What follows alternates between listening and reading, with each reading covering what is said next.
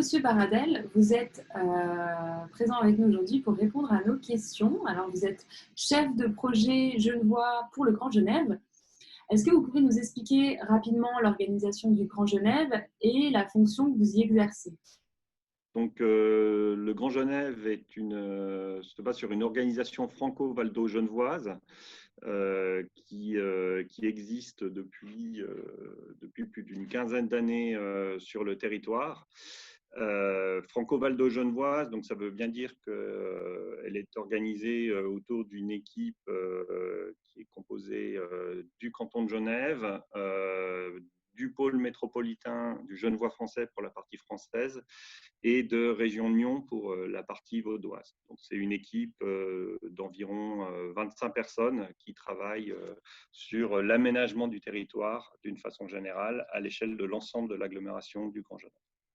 Alors, pour commencer, est-ce que vous pouvez nous faire un panorama de l'état des lieux actuels des déplacements et de la mobilité à l'échelle du Grand Genève et nous expliquer la vision du territoire pour les prochaines années? Donc, le Grand Genève aujourd'hui, c'est une agglomération qui dépasse le million d'habitants. Donc c'est 1 million d'habitants, 500 000 emplois pour avoir quelques chiffres en tête. C'est aussi une des agglomérations les plus dynamiques d'Europe, pour ne pas dire la plus dynamique d'Europe. Ça veut dire aussi une agglomération qui est en forte croissance.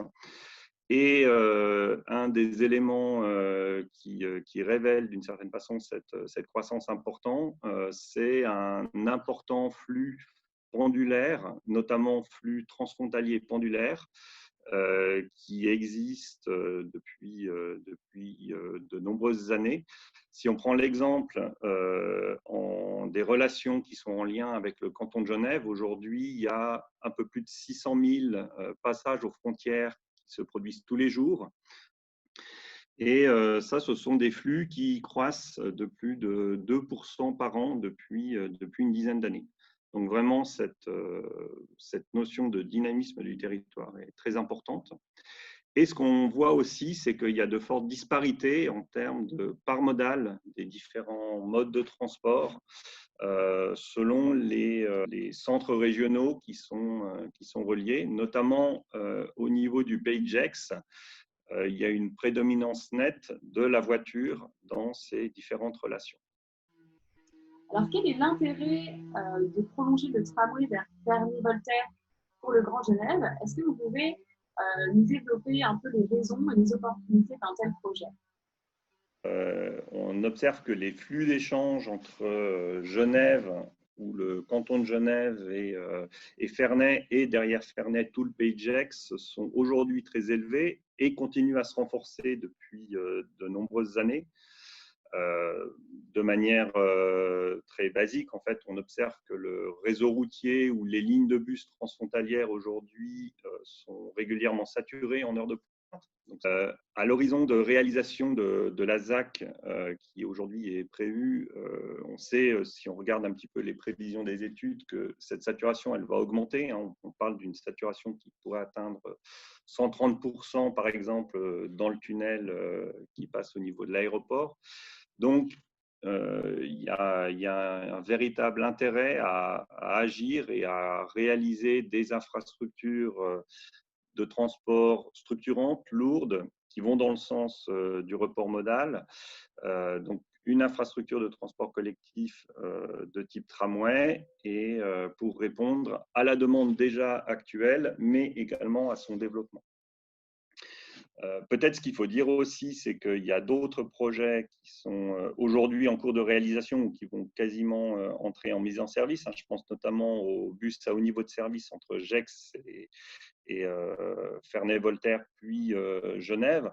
Et là, on est vraiment dans une logique de complémentarité entre ces deux projets. Finalement, on pourrait voir le projet de bus à haut niveau de service et le projet de tramway comme deux projets qui vont vraiment permettre de renforcer la connexion transport collectif entre le Pays de Gex, ou une bonne partie du Pays de Gex, et Genève.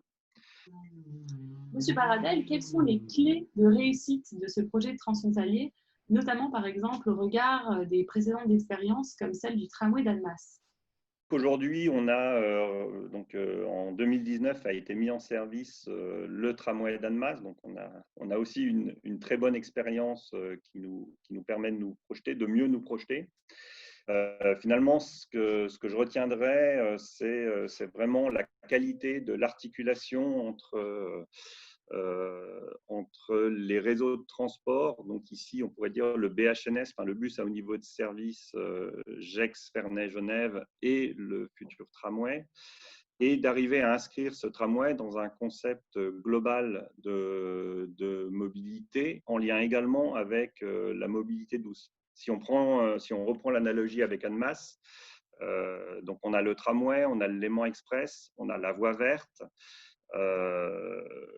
Quelque part, on devrait arriver à transposer ce modèle au niveau de Ferney-Voltaire, donc articulation avec le BHNS, articulation avec la mobilité douce. La dimension paysagère également du projet est quelque chose de très important. Ça peut être plus des dimensions qualitatives, mais qui permettent de faire vraiment un projet de qualité et performant. Et puis enfin, peut-être, et je crois que c'est quelque chose qui est en place aujourd'hui sur le projet de Ferney, c'est ce qu'on observe, c'est la dimension de concertation et d'acceptabilité, acceptation du public, qui de plus en plus est une des clés de réussite du projet. Quelles mesures en matière de mobilité et de déplacement vont être prises sur la commune du Grand Saconnet pour s'assurer du financement de la Confédération helvétique? Au niveau du Grand Saconnet, donc aujourd'hui, il y a le tramway depuis la place des Nations qui va être prolongé jusqu'au Grand Saconnet, qui ensuite sera prolongé jusqu'à Ferney-Voltaire. Au niveau du Grand Saconnet, il y a tout un dispositif de mesures liées à la réalisation de ce tram qui va être développé et mis en place, qui d'ailleurs va faire l'objet également d'une demande de soutien de la Confédération. On les qualifie de mesures d'accompagnement au tramway.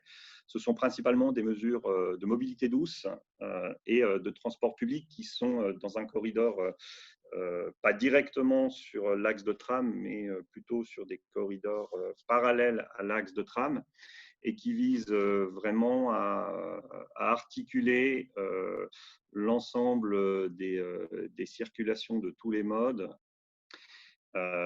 Donc l'idée, c'est vraiment ce concept global qui se décline, et de pouvoir réduire au-delà d'un axe fort de transport collectif, de réduire également les discontinuités cyclables et d'offrir toutes les conditions qui permettront un changement des habitudes des usagers en faveur de la mobilité douce et des transports collectifs.